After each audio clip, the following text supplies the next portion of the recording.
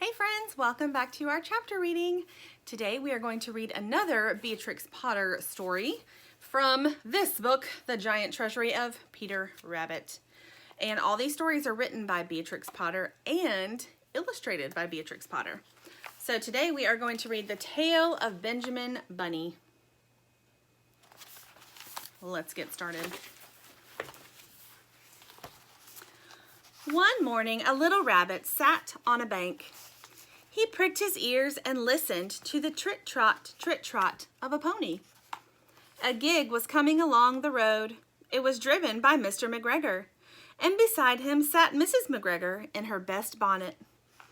As soon as they had passed, little Benjamin Bunny slid down into the road and set off, with a hop, skip, and a jump, to call upon his relations who lived in the wood at the back of Mr. McGregor's garden.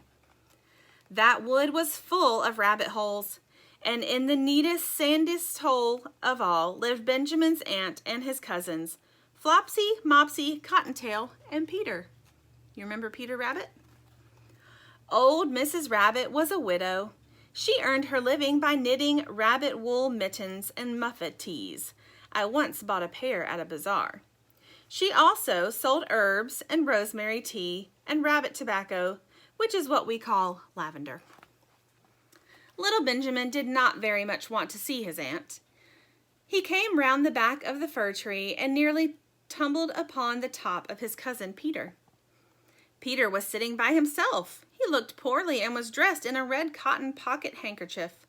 "Peter," said little Benjamin in a whisper, "who has got your clothes?" Peter replied, "The scarecrow in Mr. McGregor's garden," and described how he had been chased about the garden and had dropped his shoes and coat. Little Benjamin sat down beside his cousin and assured him that Mr. McGregor had gone out in a gig, and Mrs. McGregor also, and certainly for the day because she was wearing her best bonnet. So we remember that Peter Rabbit lost all his clothes in Mr. McGregor's garden, and now his cousin is there to help. Peter said he hoped that it would rain. At this point, old Mrs. Rabbit's voice was heard inside the rabbit hole calling, "Cottontail! Cottontail! Fetch some more chamomile!" Peter said he thought he might feel better if he went for a walk. They went away hand in hand and got upon the flat top of the wall at the bottom of the wood. From here they looked down into Mr. McGregor's garden.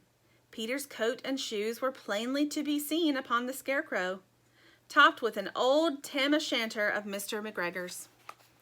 Little Benjamin said, "It spoils people's clothes to squeeze under a gate.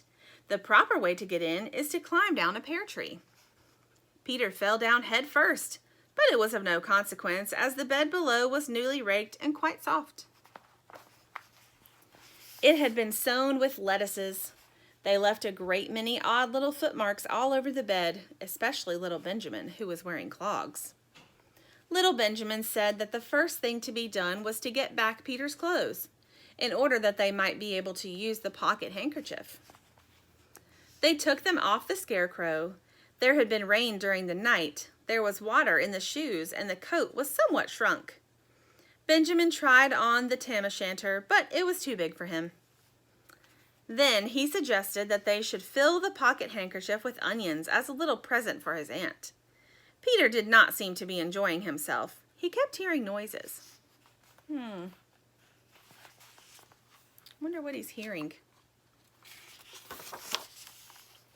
Benjamin, on the contrary, was perfectly at home and ate a lettuce leaf. He said that he was in the habit of coming to the garden with his father to get lettuces for their Sunday dinner. The name of little Benjamin's papa was old Mr. Benjamin Bunny. The lettuces certainly were very fine. Peter did not eat anything. He said he should like to go home. Presently, he dropped half the onions. Little Benjamin said that it was not possible to get back up the pear tree with a load of vegetables. He led the way boldly towards the other end of the garden. They went along a little walk on planks under a sunny red brick wall. The mice sat on their doorsteps cracking cherry stones. They winked at Peter Rabbit and little Benjamin Bunny. Presently, Peter let the pocket handkerchief go again. They got amongst flower pots and frames and tubs. Peter heard noises worse than ever. His eyes were as big as lollipops. He was a step or two in front of his cousin when he suddenly stopped. This is what those little rabbits saw around the corner.